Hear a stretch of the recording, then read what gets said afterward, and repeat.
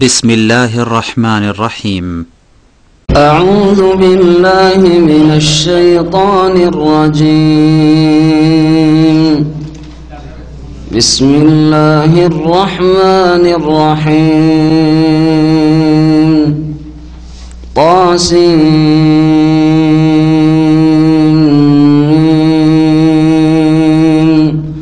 تلك آيات الكتاب المبين.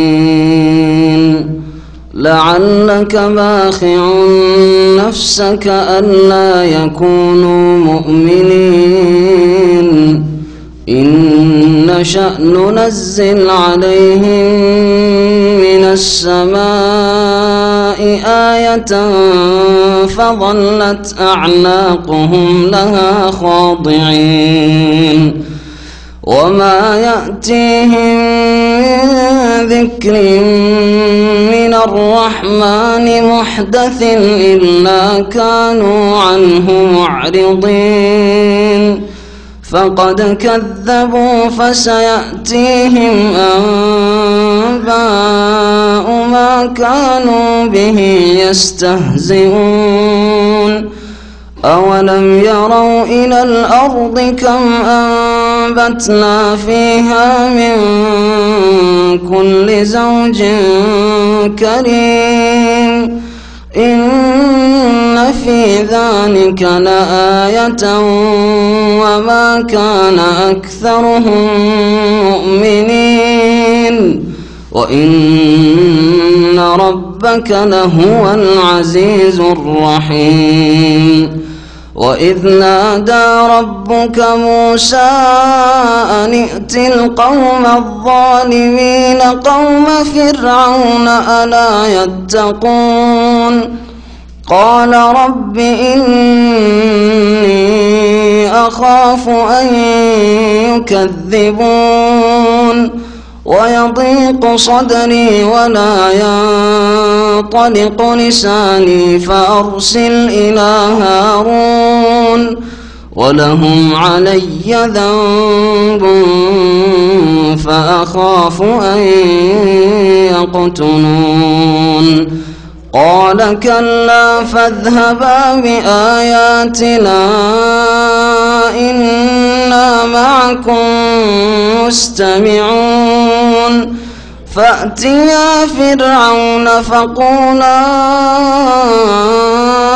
إنا رسول رب العالمين أن أرسل معنا بني إسرائيل. قال ألم نربك فينا وليدا ولبثت فينا من عمرك سنين وفعلت فعلتك التي فعلت وأنت من الكافرين. قال فعلتها إذا وأنا من الضالين. ففررت منكم لما خفتكم فوهب لي ربي حكما وجعلني من المرسلين. وتلك نعمة تمنها علي أن عبدت بني إسرائيل. قال فرعون وما رب العالمين. قال رب السماوات والأرض وما بينهما إن كنتم موقنين. قال لمن حوله ألا تستمعون. قال ربكم ورب آبائكم الأولين. قال إن رسولكم الذي أرسل إليكم لمجنون. قال رب المشرق والمغرب وما بينهما إن كنتم تعقلون. قال لئن اتخذت إلها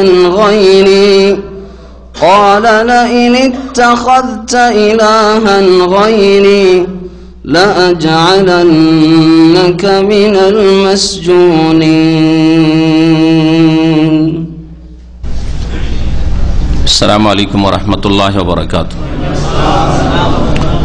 إن الحمد لله نحمده ونستعينه ونستغفره ونعوذ بالله من شرور أنفسنا ومن سيئات أعمالنا. من يهده الله فلا مضل له ومن يضلله فلا هادي له. وأشهد أن لا إله إلا الله وحده لا شريك له.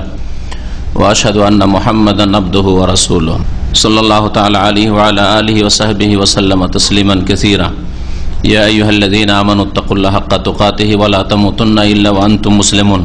يا أيها الناس اتقوا ربكم الذي خلقكم من نفس واحدة وخلق منها زوجها وبث منهما رجالا كثيرا ونساء واتقوا الله الذي تساءلون به والأرحام إن الله كان عليكم رقيبا. يا أيها الذين آمنوا اتقوا الله وقولوا قولا سديدا يصلح لكم أعمالكم ويغفر لكم ذنوبكم ومن يطع الله ورسوله فقد فاز فوزا عظيما. أما بعد فأعوذ بالله من الشيطان الرجيم.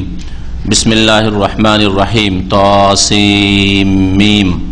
تلك آيات الكتاب المبين لعلك باخع نفسك ألا يكونوا مؤمنين إن نشأ ننزل عليهم من السماء آية فظلت أعناقهم لها خاضعين. সম্মানিত মাতৃমণ্ডলী, আল্লাহ পাক রব্বুল আলামিনের যাবতীয় প্রশংসা যে আল্লাহ পাক একক, যার কোনো শরীক নেই, যে আল্লাহ পাক রব্বুল আলামিন আম্বিয়া রসুলগণ পাঠিয়েছেন যাতে করে মানুষ আল্লাহর সাথে সম্পর্কিত হইতে পারে, আল্লাহ পাকের বিধান সম্পর্কে জানতে পারে এবং আখিরাত সম্পর্কে চিন্তাশীল হতে পারে। সালাত এবং সালাম নাযিল হোক নবী মুহাম্মদ রাসূলুল্লাহ সাল্লাল্লাহু আলাইহি সাল্লামের উপর, যার প্রতি আল্লাহ পাক কোরআনে কারীম নাযিল করে সম্মানিত করেছেন। আজকে তাফসীর হবে সূরাতুশ শুআরা। এই সূরার নাম হচ্ছে সূরায়ে শুআরা। শায়েরের বহুবচন, শায়ের মানে কবি। এই সূরার নামকরণ সূরা শুআরা এই জন্য যে এই সূরার আয়াত নম্বর 224, এতে মোট 227টি আয়াত রয়েছে। 224 নম্বর আয়াতে আল্লাহ পাক ইরশাদ করেছেন কবিদের সম্পর্কে, ওয়াশুআরা ইয়াত্তাবিউহুমুল গাউন, যারা কাব্য রচনাকারী তাদের অনুসরণ করে থাকে সাধারণত পথভ্রষ্টরা। এই আয়াতের তাফসীর পরে হবে, তবে এই শুআরা থেকে এই সূরার নামকরণ হয়েছে সূরায়ে শুআরা। এই সূরা নবী করিম সাল্লাল্লাহু আলাইহি সাল্লামের মক্কি জীবনে নাজিল হয়েছে। এই সূরার বিষয়বস্তু বিভিন্ন আম্বিয়া রসুলগণের জীবনের কিছু দিক নিয়ে আলোচনা এবং তাদের কওম, তাদের জাতি সম্প্রদায় যে আচরণ করেছিল তাদের কথা উল্লেখ করা হয়েছে এবং যারা ঈমান নিয়ে এসেছিল তাদেরকে আল্লাহ পাক যে সম্মানিত করেছেন, আর যারা অস্বীকার করেছিল, কুফরি করেছিল, আল্লাহ অবিশ্বাসী হয়েছিল, আল্লাহ পাকের তৌহিদ একত্বকে অস্বীকার করেছিল, রাসূলকে অস্বীকার করেছিল, পরকালের প্রতি ঈমানকে অস্বীকার করেছিল, তাদের কি পরিণাম হয়েছিল তুলে ধরা হয়েছে। যা দিয়ে মক্কার মুশরিকদেরকে, যাদের মাঝে রাসূলুল্লাহ সাল্লাল্লাহু আলাইহি ওয়াসাল্লাম দাওয়াতের কাজ শুরু করেছিলেন, তাদেরকে সতর্ক করা হয়েছে যে তোমাদের সামনে রাস্তা স্পষ্ট, তোমরা নবী রসুলগণের যদি সঙ্গী হও তাহলে ওই রকমই সম্মানিত আল্লাহ পাক করবেন যেমন সম্মানিত করেছেন আম্বিয়া রসুলগণের সাথী সঙ্গীদেরকে আল্লাহ পাক। আর যদি নবী রসুলগণের বিরুদ্ধাচরণ করো, আমার বিরুদ্ধাচরণ করো, আমি যা নিয়ে এসেছি তা অস্বীকার করো, আল্লাহ পরকালকে অস্বীকার করো, রিসালাতকে অস্বীকার করো, কোরআন কারীমকে অস্বীকার করো, আল্লাহ পাকের তৌহিদ একত্বকে অস্বীকার করে পুত্তলিক হয়ে থাকো, শিরক করতে থাকো, তাহলে তোমাদের জন্য ওই রকমই ভবিষ্যৎ অন্ধকার রয়েছে, তোমাদের জন্য আল্লাহ পাকের আযাব রয়েছে, যেমন আযাব নেমে এসেছিল বিভিন্ন আম্বিয়া রসুলগণের অবাধ্য জাতিদের উপর। এই মর্মে আল্লাহ পাক 7 জন নবী এবং তাদের কওম সম্প্রদায়ের ঘটনাবলী সংক্ষেপে এই সূরায় উল্লেখ করেছেন। প্রথম নবী মুসা আলাইহিস সালামের কথা আল্লাহ পাক শুরু করেছেন, যার আলোচনা আজকে আমাদের তাফসীরে আসবে, আর তারপর ইব্রাহিম আলাইহিস সালাম, আর ধারাবাহিক এই 7 জন নবীর কথা আল্লাহ পাক রব্বুল আলামিন শেষ শুআয়ব আলাইহিস সালামের কথা আল্লাহ পাক উল্লেখ করেছেন এবং তার জাতির কথা উল্লেখ করেছেন। মহান আল্লাহ ইরশাদ করছেন, বিসমিল্লাহির রহমানির রহিম, তাসিম মিম। তাসিন মিম এগুলি বিচ্ছিন্ন অক্ষর হুরুফে মুকাত্তাত, যেগুলি সম্পর্কে বহুবার বিস্তারিত বলা হয়েছে। সংক্ষেপে এগুলি অক্ষর দিয়ে আল্লাহ পাক রব্বুল আলামিন কাফের অবিশ্বাসী জাতিকে, যারা কোরআনে কারীমকে অস্বীকার করেছে, মানুষের রচিত বলেছে, মুহাম্মদের গড়া বলেছে, তাদেরকে চ্যালেঞ্জ করা হয়েছে। যদি মুহাম্মদের তৈরি করা হয় সাল্লাল্লাহু আলাইহি সাল্লাম, তাহলে মুহাম্মদ সাল্লাল্লাহু আলাইহি সাল্লাম তো পড়াশোনা জানতেন না। তোমাদের মধ্যে পড়াশোনা শিক্ষিত বড় বড় কবিরা রয়েছে, তাদেরকে বলো আলিফ থেকে ইয়া পর্যন্ত অক্ষরগুলি তাদের কাছে রয়েছে, যেগুলির অতিরিক্ত কোনো অক্ষর কোরআনে কারীমে নেই। ওই অক্ষরগুলি দিয়ে কোরআনে কারীম আল্লাহ পাক রব্বুল আলামিন নাযিল করেছেন। তো ওই অক্ষরগুলি দিয়ে তোমরা ওই রকম বাক্য তৈরি করো, আয়াত তৈরি করো, সূরা তৈরি করো, কোরআনে কারীম তৈরি করো। আল্লাহ পাক রব্বুল বিভিন্ন ভঙ্গিমায় কোরআনে কারীমে এই চ্যালেঞ্জগুলি করেছেন, সেই দিকে যেন ইঙ্গিত করা হয়েছে তসিন মিম দিয়ে। তিলকা আয়াতুল কিতাবিল মুবিন, এগুলি হচ্ছে সুস্পষ্ট কিতাবের আয়াতসমূহ। এগুলি হচ্ছে সুস্পষ্ট কিতাবের আয়াত।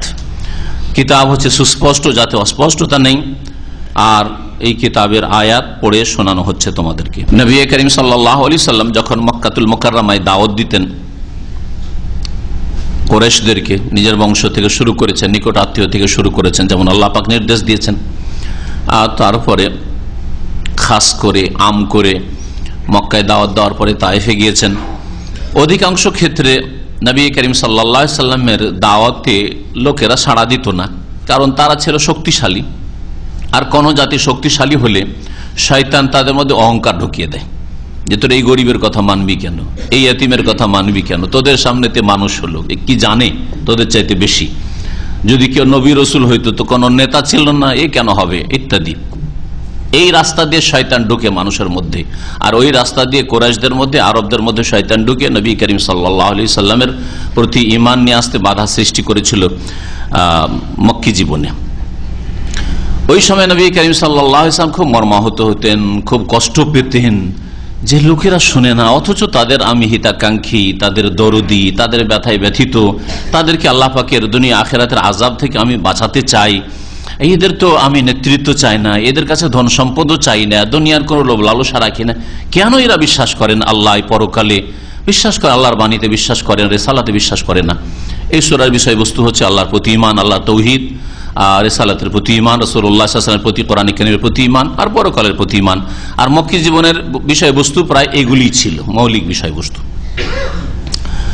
এতে বড় কষ্ট পেতেন, অনেক সময় ভেঙে পড়তেন এই কষ্টে, মানসিক কষ্টে। আল্লাহ পাক রব্বুল আলামিন বিভিন্ন সূরার বিভিন্ন আয়াতে নবী সাল্লাল্লাহু আলাইহি ওয়াসাল্লামকে সান্ত্বনা দিয়েছেন।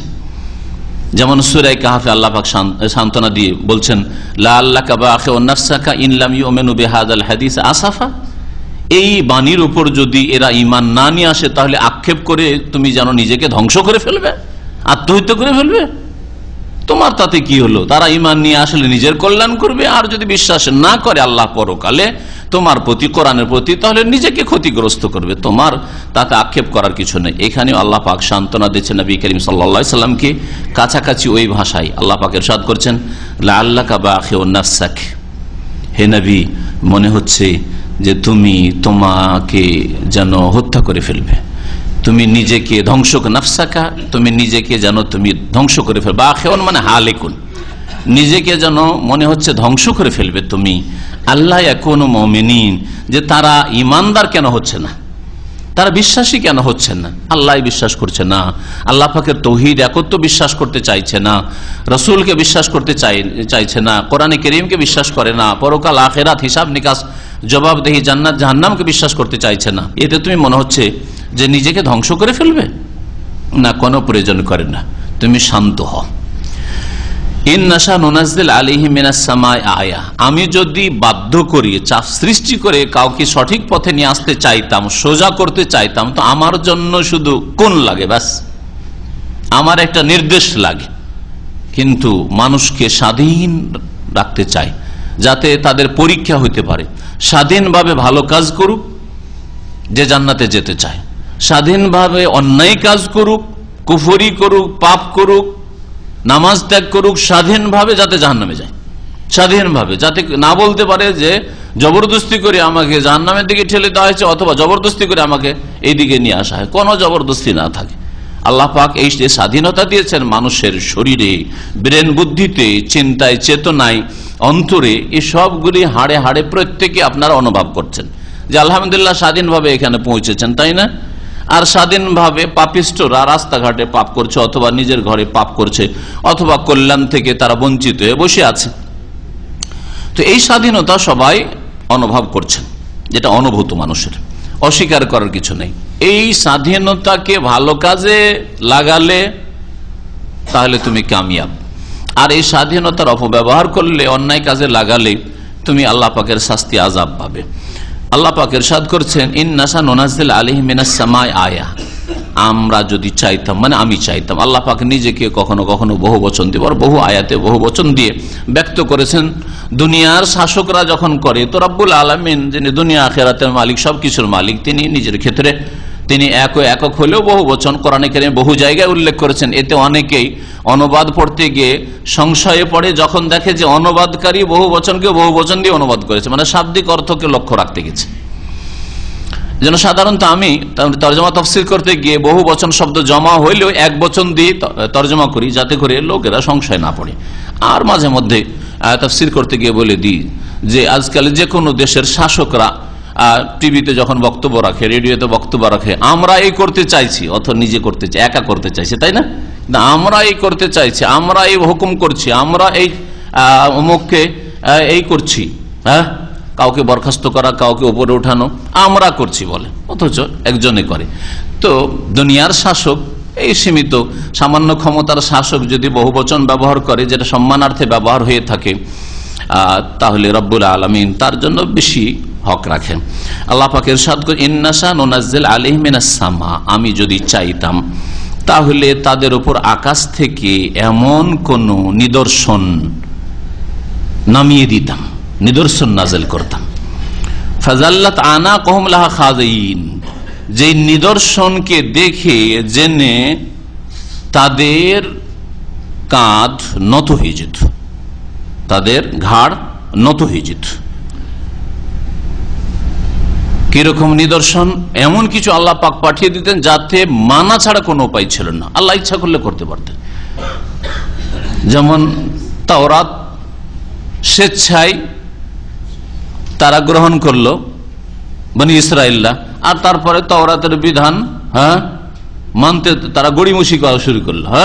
তোমাদের মানবে না, মানবে না, আল্লাহ পাক পাহাড় উঠিয়ে ধরলেন, নিয়েছো তোমরা স্বেচ্ছায়, কিন্তু তোমাদের জন্য নবী পাঠিয়েছি, তাওরাত নাযিল করেছি, নেবে না, নেবে না, পাহাড় উঠিয়ে ধরা হলো, তাই না?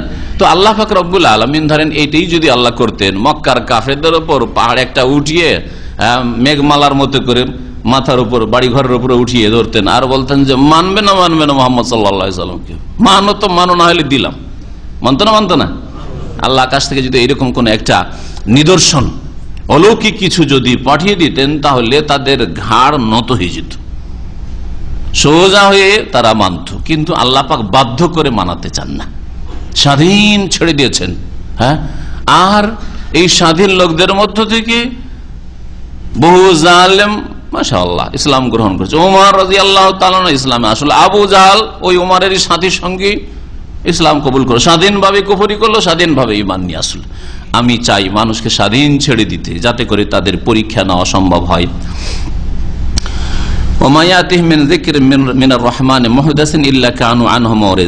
আর মানুষের স্বভাব হচ্ছে যে দয়াময় আল্লাহ পাকের পক্ষ থেকে যখনই তাদের কাছে কোনো নতুন উপদেশ আসে, এটা অধিকাংশ মানুষের স্বভাব, যখনই আল্লাহ পাক রব্বুল আলামিনের পক্ষ থেকে, রহমানের পক্ষ থেকে কোন নতুন উপদেশ আসে, মিন যিকরি মিনার রহমানে মুহদাসিন, যিকরিনের সিফাত হচ্ছে মুহদাসিন, আসলে মিন যিকরিন মুহদাসিন মিনার রহমান, করুণাময় আল্লাহ পাকের পক্ষ থেকে যখন নতুন কোন আদেশ নিষেধ আসে, উপদেশ আসে, দিনের বিধিবিধান আসে, তখন অধিকাংশ মানুষের বদস্বভাব কি, ইল্লা কানু আনহু মুরিজিন, তা থেকে তারা বিমুখ হয়ে পড়ে, মুখ ফিরিয়ে নেয়, মানতে রাজি হয়। আর সত্য গ্রহণে, এই সত্যকে গ্রহণ করতে বিভিন্ন বাধা, তার মধ্যে একটি বাধা হচ্ছে অহংকার, আর একটি বাধা হচ্ছে অজ্ঞতা, আর একটি বাধা হচ্ছে গোড়ামি, বিভিন্ন বাধা রয়েছে। এই বাধাগুলি যে কোনো সমাজে হক কথা সত্য কথা বললে মানতে রাজি হয় না। দেখবেন যে এই রোগগুলির কোনো রোগ আছে, দুনিয়ার গরজ, স্বার্থে আঘাত লাগবে ইত্যাদি। আল্লাহ পাক ইরশাদ করেছেন যে মানবে না তারা, ঠিক আছে, ফাকাদ কাযযাবু, তারা মিথ্যা প্রতিপন্ন করেছে, তারা মিথ্যা মনে করেছে। ফাসাইয়াতিহিম আম্বাউ মা কানু বিহি ইস্তাহজিউন, শীঘ্রই তাদের কাছে ওই সবের সংবাদ চলে আসবে, বার্তা চলে আসবে যা নিয়ে তারা ঠাট্টা বিদ্রুপ করে। মুহাম্মদ রাসূলুল্লাহ সাল্লাল্লাহু আলাইহি ওয়াসাল্লামকে নিয়ে, কোরআনকে নিয়ে ঠাট্টা মজাক করে, এর বার্তা মানে এর শাস্তি, এর কুপরিণতি শীঘ্রই তাদের কাছে এসে পড়বে। আর আসলো মক্কা থেকে 13 বছর, ঠিক আছে, লাগলো মক্কা থেকে হিজরত করে রাসূলুল্লাহ সাল্লাল্লাহু আলাইহি ওয়াসাল্লাম, তার 2 বছর পরে বদর হলো। বদরে তাদের কাছে এক বার্তা চলে এসেছে, ইয়াউমুল ফুরকান, হক বাতিলের মাঝে আল্লাহ পাক ফয়সালা করে দিলেন। তারপরে মক্কা বিজয়। আওয়ালাম ইয়ারাউ ইলাল আরদ, তারপরে আল্লাহ পাক রব্বুল আলামিন তার রুবুবিয়তের কথা বলছেন, তৌহিদের রুবুবিয়ত। আল্লাহ পাক রব্বুল আলামিনের সৃষ্টির ক্ষেত্রে, সৃষ্টি করার ক্ষেত্রে, আল্লাহ পাকের কাজের ক্ষেত্রে যে আল্লাহ একক, এবং আল্লাহ পাক রব্বুল আলামিনের সৃষ্টিতে কোনো শরিক নেই, আল্লাহ পাকের কাজে কোনো শরিক নেই, এই মর্মে আল্লাহ পাক ইরশাদ করেছেন আওয়ালাম ইয়ারাউ, মানব জাতি কি চিন্তা করে দেখে না, ইলাল আরদে, পৃথিবীর দিকে, চিন্তার দৃষ্টিতে দেখে না। আওয়ালাম ইয়ারাউ ইলাল আরদে, পৃথিবীর দিকে, ভূমির দিকে তারা কি লক্ষ্য করে দেখে না।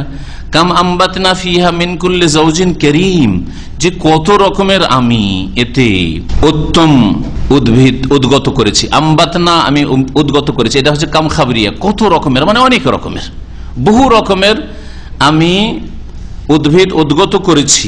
মিন কুল্লি যাওজিন কারীম, যাওজ মানে হচ্ছে প্রকার, যাওজের একটি অর্থ হয় প্রকার, তাহলে মিন কুল্লি যাওজিন মানে মিন কুল্লি সিনফিন কারীম, উত্তম বা উৎকৃষ্ট রকমের, উৎকৃষ্ট সমস্ত রকমের আমি উদ্ভিদ উদ্গত করেছি। এই জমি থেকে, এই মাটি থেকে ফেটে উঠছে বিভিন্ন রকমের গাছপালা, কত রকমের গাছপালা, কাম আম্বাতনা, কত রকমের গাছপালা পৃথিবীতে রয়েছে, এটা কি চিন্তা করে দেখো না। আর কেউ কেউ যৌজ মানে জোড়ার অর্থ করেছে, যেটা প্রসিদ্ধ অর্থ, যৌজ মানে জোড়া হয়, এই জন্য স্বামী স্ত্রীকে, স্বামীকে যৌজ, স্ত্রীকে যৌজা বলা হয়। তারপর দাম্পত্য জীবনকে ওয়াখালাকনাকুম আজওয়াজা, তোমাদেরকে জোড়া জোড়া সৃষ্টি করেছে আল্লাহ পাক বলেছেন। তো এইরকম অর্থ করলে তাহলে তখন ওই তাফসীর হবে যে আল্লাহ পাক রব্বুল আলামিন যে সব উদ্ভিদ উদ্গত করে সেগুলিও জোড়া জোড়া করেছেন, তাতেও নর এবং নারী রয়েছে, কোন গাছে ফল হচ্ছে, কোন গাছে ফল হয় না। অথবা এটা দিয়ে নর নারী বোঝানো হয়নি, এটা দিয়ে বোঝা হয়েছে যে কোনটা স্বাদ মিষ্টি তো কোনটা হচ্ছে তিতা, কোনটা ভালো তো কোনটা খারাপ লাগে। ইন্না ফি যালিকা লায়াহ, নিশ্চয় এতে আল্লাহ পাককে চেনার জন্য নিদর্শন রয়েছে, চেনার উপায় রয়েছে। ওমা কান আকসারুহুম মুমিনিন, কিন্তু অধিকাংশ তাদের ঈমান নিয়ে আসে না, বিশ্বাস করে না। এইসব তো তোমাদের দেবদেবী করেনি, এসব তো তোমাদের জিলানী, চিশতি আর গৌস কুতুবে করেনি, এসব তো আল্লাহ পাক করেছেন। তুই এক আল্লাহর প্রতি ঈমান নিয়ে আসো, যে আল্লাহ পাক রব্বুল আলামিন গাছপালা আর যা কিছু সৃষ্টি আল্লাহ পাক সব করেছেন, সেই আল্লাহ পাক তোমাকে দিতে পারে, সেই আল্লাহকে বাদ দিয়ে আবার অন্যের কাছে কেন ধর্ণা দাও। এতে আল্লাহকে চেনার, আল্লাহ তাওহীদকে জানার উপায় রয়েছে। ওয়া ইন্না রাব্বাকা লাহুয়াল আজিজুর রহিম, আর হে নবী নিঃসন্দেহে তোমার প্রতিপালক হচ্ছেন মহাপরাক্রান্ত আজিজ, যাকে কেউ পরাজিত করতে পারে না, হারাতে পারে না, যার হাত ছাড়া কেউ হতে পারে না, পালিয়ে যেতে পারে না, যার শাস্তি থেকে, যার কুদরতের বাইরে কেউ যেতে পারে না, মহাপরাক্রান্ত। আর রাহিম, আর তিনি বড় দয়াবান, মুমিনের জন্য বড় দয়াবান। আর যে মনে করবে যে আমি পাপ করে, বিরুদ্ধাচরণ করে, অন্যায় করে চলে যাব, আমাকে ধরার কেউ নেই, দুনিয়ার কোনো শক্তি নাই যে আমার কেউ খোঁজ খবর নিতে পারে আর আমার কেউ প্রতিশোধ নিতে পারে, তাকে জেনে রাখা উচিত যে আল্লাহ পাক আজিজ, যিনি মহাপরাক্রান্ত, যার কুদরতের বাইরে, ক্ষমতার বাইরে যেতে পারো না। এরপরে আল্লাহ পাক রব্বুল আলামিন মুসা আলাইহিস সালামের ঘটনা শুরু করেছেন। এখানে আল্লাহ পাক শুরু করেছেন কোনখান থেকে, আয়াতে দেখুন, মহান আল্লাহ ইরশাদ করেছেন ওয়াইজ নাদা রব্বুকা মুসা আনে ইতিল কওমাজ জালিমিন, স্মরণ করো যখন তোমার প্রতিপালক, হে নবী মুহাম্মদ সাল্লাল্লাহু আলাইহি ওয়াসাল্লামকে আল্লাহ পাক সম্বোধন করে বলছেন যে তোমার প্রতিপালক আল্লাহ পাক রব্বুল আলামিন যখন ডাক দিলেন মুসা আলাইহিস সালামকে, কি বলে ডাকলেন? যে মুসা আনিতিল কওমাজ জালিমিন, জালেম সম্প্রদায়ের কাছে যাও, জালেম সম্প্রদায়ের কাছে, এতে মানে আসো, জালেম সম্প্রদায়ের কাছে আসো, যাও। জালেম সম্প্রদায় বলে কাকে বোঝানো হয়েছে? কাদেরকে বোঝানো হয়েছে? ফেরাউন এবং ফেরাউনের অনুসারীদেরকে বোঝানো হয়েছে যে এদের কাছে যাও, এদের কাছে দাওয়াত নিয়ে যাও। কওম ফিরআউন, এই জালেম সম্প্রদায় কারা? ফেরাউনের কওম, ফেরাউনের জাতি। আলা ইয়াত্তাকুন, তারা কি আল্লাহকে ভয় করবে না? তারা কি সংযত হবে না, পাপ মুক্ত হবে না? তারা অন্যায় থেকে ফিরে আসবে না? আলা ইয়াত্তাকুন, তারা তাকওয়া অর্জন করবে না? ভয় লাগে না এখন আল্লাহর আযাবকে? আলা ইয়াত্তাকুন, আল্লাহ পাক কত দয়াবান, এত বড় জালেম যে নিজেই নিজেকে এলাহ খোদা দাবি করে বসে আছে। আমার মাআলিম তো লাকুম মিন ইলাহিন গায়র, আমার ছাড়া তোমাদের আবার উপাস্য কোথায়? আনা রাব্বুকুমুল আ'লা, আমি তোমাদের মহান প্রভু প্রতিপালক, তোমাদের লালন পালন খেতে আমি দিচ্ছি, কে আছে আর তোমাদের? আল্লাহকে অস্বীকারী যার নিজেই গিয়ে আল্লাহ বলেছে যে এই রকমের জালেম সম্পর্ক আল্লাহ পাকের ভাষা কত রহমতের ভাষা, যে আলা ইয়াত্তাকুন, এরা কি এখনো ভয় করবে না আল্লাহ পাকের আযাবকে? এখনো তাদেরকে অবসর দিচ্ছি, ছাড় দিচ্ছি, এখনো সুযোগ সুবিধা আছে ফিরে আসার, তওবা করার, সংশোধন করার। যে আল্লাহ ফেরাউনের মতো জালেমকে এইরকম ছাড় দিতে পারেন, সে আল্লাহ পাক যে কোনো মুসলিম যতই পাপিষ্ট হোক না কেন, জালেম হোক না কেন, তাকে আল্লাহ পাক দুনিয়াতে ছাড় দিয়েছেন, অবসর দিচ্ছেন। আর বারবার আল্লাহ পাক রহমতের দৃষ্টি দেখছেন যে আরে হতভাগা, তুই আর কত আল্লাহ দ্রোহিতা করবি, আর কত তুই নামাজ ছাড়বি, আর কত শিরক করবি, আর জিলানী চিশতির দরবারে তুই ধর্ণা দিবি, আল্লাহর কাছে ফিরে আয়, সংশোধন কর। আল্লাহ পাক রব্বুল আলামিন মুসা আলাইহিস সালামকে ডাক দিয়েছিলেন কোন সময়? তাহলে কোন সময় থেকে আল্লাহ পাক ঘটনা শুরু করলেন, কে বলতে পারেন? এর আগে সূরা তাহাতের তাফসীর শুনেছেন, মুসা আলাইহিস সালামের ঘটনা। সূরা কাসাসে শুনেছেন, সূরা নামলেও শুনেছেন। পরপর এর আগে 3টে সূরা ধারাবাহিকভাবে এতে মুসা আলাইহিস সালামের ঘটনাই বিস্তারিত আলোচিত হয়েছে। যখন তিনি নিজের বিবিকে নিয়ে, পরিবার নিয়ে শ্বশুর বাড়ি থেকে ফিরে নিজের দেশে মিশরে আসতে তুর পাহাড়ের কাছে আসলেন। তুর পাহাড়ের কাছে এক গাছে আগুন জ্বলছে। তা আগুন দেখে আগুনের প্রয়োজন হয়েছে, ঠান্ডা লেগেছে, আর রাস্তাও চিনতে পারছি না, রাস্তাও চেনা হবে, আর আগুন আছে মানে মানুষ আছে, তো জিজ্ঞেস করে নেব। ওই জায়গায় যখন পৌঁছলেন, আগুন মনে করে আল্লাহ পাকের ডাক হইল যে ইন্নী আনা রাব্বুকা ফাখলা'না আলাইকা ইন্নাকা বিল ওয়াদিল মুকাদ্দাসে তুয়া, যেমন সূরা তাহাতে রয়েছে। ওইখানে আল্লাহ পাক ডাক দিলেন যে যাও, এখন তোমাকে নবুয়ত দেওয়া হলো, রিসালাত দেওয়া হলো, রাসূল করলাম, যাও জালেম সম্প্রদায়ের উদ্দেশ্যে। আল্লাহ, যার ভয়ে পালিয়েছিলাম আর 10 বছর অন্য দেশে কাটিয়ে ভয়ে ভয়ে ফিরছি দেশে, কি করব না করব, ওর কাছে আল্লাহ বলছে যাও। কত বড় গুরু দায়িত্ব চিন্তা করেন আপনি, আর কত মারাত্মক বিষয়, কি সাধারণ বিষয়। ওখানে গিয়ে ভাবছেন লুকিয়ে টুকিয়ে কোথাও থাকবো, আত্মীয় স্বজন আছে, বংশধর বনি ইসরাইল আছে, থাকবো কোথাও। আল্লাহ পাক রব্বুল আলামিনের সামনে দরখাস্ত করলেন মুসা আলাইহিস সালাম, কালা রব্বি ইন্নী আখাফু আন ইউকাযযিবুন, হে প্রতিপালক আমাকে ভয় লাগছে, আন ইউকাযযিবুন, যাই জানের ভয় নাই, এত দুর্বল ইমানের মানুষ নবী রাসূলগণ হন না। ইন্নী আখাফু আন ইউকাযযিবুন, আমাকে ভয় লাগছে যে এরা আমাকে মিথ্যা মনে করে, মিথ্যাবাদী বলবে, যে তুই তো অন্যায় করে গেছিস, তুই পালিয়েছিলি কি জন্য, আর তুই এসেছিস আজকে নবী হয়ে, রসুল হয়ে, আমাকে মিথ্যা মনে করবি। ওয়ায়াযিকু সাদরি, আর এত বড় জালেম শাসকের সামনে, এই তাগুতের সামনে যেতে আমার বক্ষ যেন সংকুচিত হয়ে আসছে, সংকুচিত হয়ে আসছে। বড়দের সামনে কথা বলেছেন কেউ? বড়দের সামনে কথা বলেছেন? বসের সামনে কথা বলতে গিয়ে মুখ শুকিয়ে আসে, কথা বলতে গিয়ে ভাষা তোতলা হয়ে যায়, জড়তা চলে আসে, কথা বলতে গিয়ে একবার যেন কথাটা যেন প্রকাশ করছে, প্রথম খুব সাজিয়ে রেখেছেন এইভাবে বলবো, আমি এইভাবে এত সুন্দর করে বলবো, কিন্তু কথা সব গড়বড়িয়ে গেছে, কোন রকম করে পেশ করেছেন, হয় না, হয় না, কেন? ওয়ায়াযিকু সাদরি, ভিতর থেকে যেন সংকুচিত আসছে ভয়। ওয়ালা ইয়ানতালিকু লিসানি, আল্লাহ আমার জবান চলছে না, আমার জবান ভাষা অচল হয়ে যাচ্ছে তার সামনে যেতে, তার সামনে কথা বলতে সাহসী হয় না আমাকে। ওয়ালা ইয়ানতালিকু লিসানি কেন বললেন? তার সম্পর্কে বলা হয়েছে যে বাল্যকালে মুখে দিয়েছেন আঙ্গার, যেমন তাফসীরকাররা বলেছেন, যাতে জিহ্বা একটু পুড়ে গিয়ে জবানে জড়তা চলে এসেছিল, তোতলা হয়ে গেছিলেন। এটা একটা কারণ বলা হয়েছে যে যখন আমার ভাষা ক্লিয়ার নয়, তাহলে আমার ভাষাই তো অচল, কি করে আমি তাকে বুঝাবো আর বলবো, স্পষ্ট করে না বলতে পারি, এমনি তো শুনতে চাইবে না।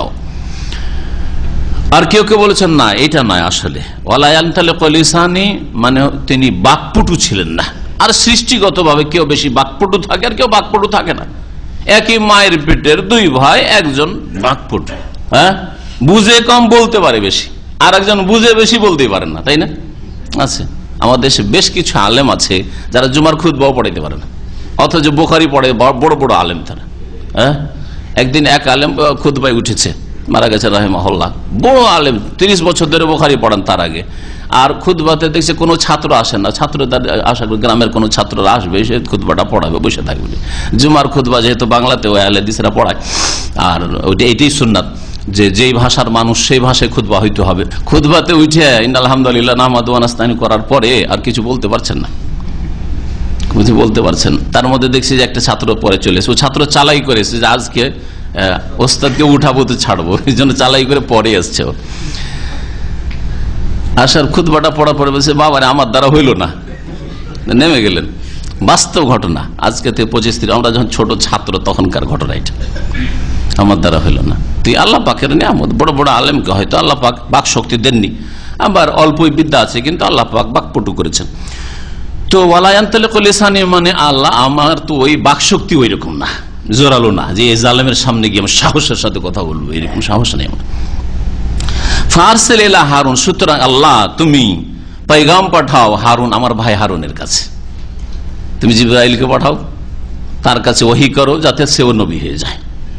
সবচেয়ে বড় দরদি, এর আগে বলেছিলাম তাফসীর করে, সবচেয়ে বড় মানব জাতির ইতিহাসে ভাই ভাইয়ের জন্য যে দরদি হবে, সবচেয়ে বড় দরদি ছিলেন মুসা আলাইহিস সালাম নিজ ভাইয়ের জন্য।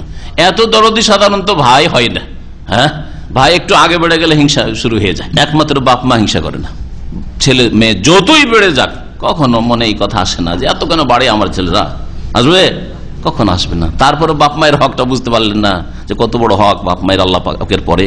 ওয়ালাহুম আলাইহা যামবুন, তারপরে উপরন্তু আল্লাহ ওয়ালাহুম আলাইহা যামবুন, আর তাদের আমার বিরুদ্ধে অভিযোগ রয়েছে। যামবুন মানে হয় পাপ বা গুনাহ, না ভুল, কিন্তু যামবুন মানে এখানে অভিযোগ। ওয়ালাহুম তাদের, আলাই আমার বিরুদ্ধে, আলা বিরুদ্ধের জন্য আসে, যামবুন অভিযোগ রয়েছে।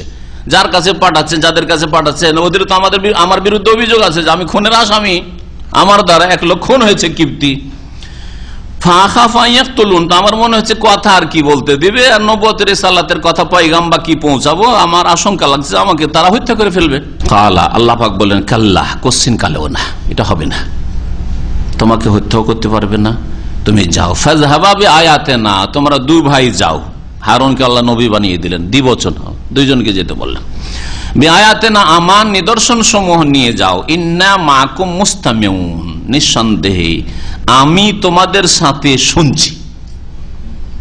তোমরা যা বলবে ফেরাউনকে, এবং ফেরাউন তোমাদেরকে যা উত্তর দেবে সবকিছু আমি শুনছি, শুনবো, সুতরাং ভয় করি। ইন্না মাকুম, নিশ্চয় আমি তোমাদের সাথে আছি। মুস্তামিউন, আল্লাহ পাক ওয়াদা করছেন, সূরা তাহাতে রয়েছে, ইন্নানি মাকুমা আসমাউ ওয়া আরা, নিঃসন্দেহে আমি আল্লাহ তোমাদের 2 ভাইয়ের সাথে আছি। আসমাউ ওয়া আরা, শুনছি আর দেখছি, শুনবো আর দেখবো যে কি বলছো তোমরা আর কি উত্তর পাচ্ছ, সুতরাং ভয় করি না। যেখানে আল্লাহ তোমাদের সাথে, এই কথা মুসা আলাইহিস সালামের ইয়াকিন হয়েছে এক কথায়, আল্লাহ পাকের কথায়, যার ফলে যখন সামনে সমুদ্র আসছে ঘটনা, তাই না, আর এর আগে শুনেছ না, আর পিছনে হাজার হাজার সেনাবাহিনী নিয়ে ফেরাউন হাজির, যখন জাতির লোকেরা বললো ধরে নেবে, তো তখন কি বলেছিলেন? আল্লাহ হইতেই পারেন না, আল্লাহ তো বলেছেন যে আল্লাহ আমাদের সাথে আছেন, আল্লাহ আমাদের সাথে আছেন, কি করে আল্লাহ ছেড়ে দেবেন এভাবে ডুবতে অথবা ধ্বংস হতে ছেড়ে দেবেন? এই যে মুসা আলাইহিস সালামের ভুল ছিল, এগুলি একটু একটু করে বুঝে যান।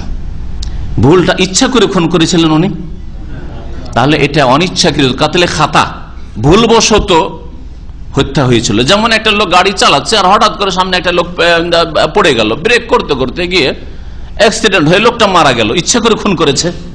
ইচ্ছা করে খুন করেছে? ইচ্ছা করে খুন করেনি। ইচ্ছাকৃত খুনকারীকে খুনের বদলে খুন করা যাবে, হত্যা করা যাবে, আল্লাহ পাক ফরজ করেছে, তাই না? কিসাস, এটা হচ্ছে দ্বীন ইসলামের বিধান, এটা হচ্ছে সুবিচার, এটা হচ্ছে ন্যায্য বিচার। এটা যদি ফেরাউন করতো তা আপত্তি ছিল না, কথা বলছেন না?